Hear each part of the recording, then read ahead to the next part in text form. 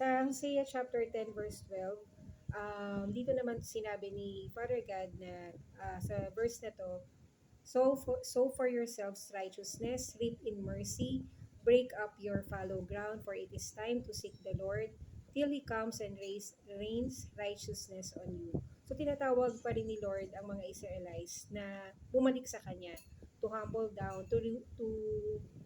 to ask for forgiveness, to repent sa mga ginawa nilang mga wickedness against Father God.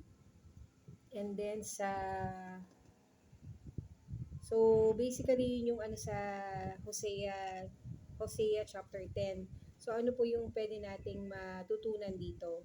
So number one, ang blessings ni Father God ay laging nasa sa atin. This will make us successful, this will make us fruitful, but we should always uh, thank Him sa mga blessings na yon at wag nating i-ano sa heart natin na kaya tayo nagna-bless ay dahil sa sarili nating gawa.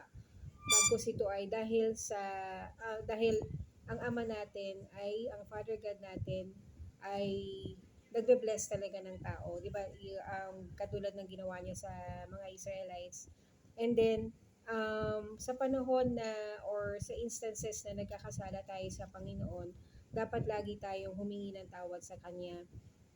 Katulad ng mga Israelites dito, nasabi dito na 'di ba do sa chapter 12 sinasabi sa naka ano dito na break up your fallow ground, for it is time to seek the Lord.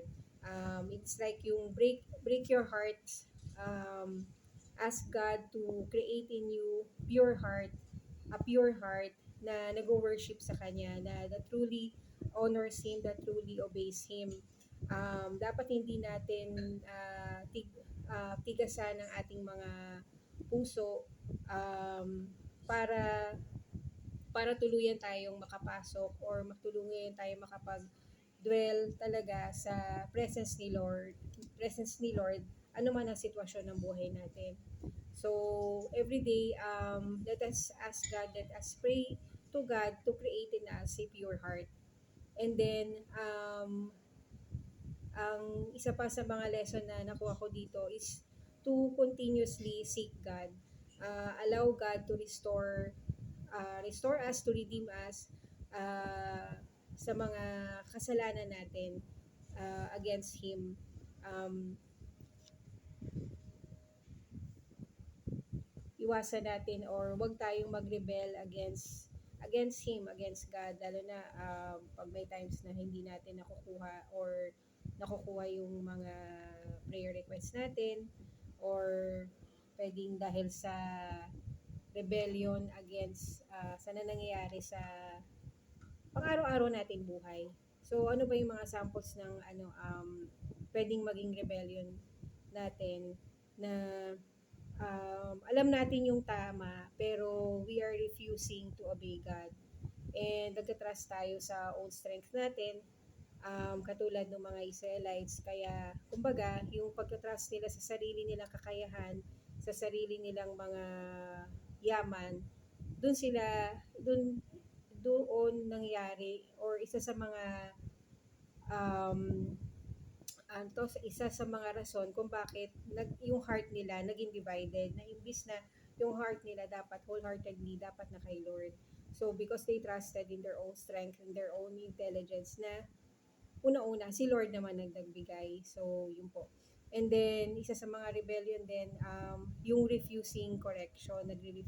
Refuse tayo sa correction lalo na ng Holy Spirit. And if we are being corrected, lalo na sa body of Christ, sa mga leaders natin, sometimes when we are corrected or subtle na correction, sometimes tinitake natin to as an offense.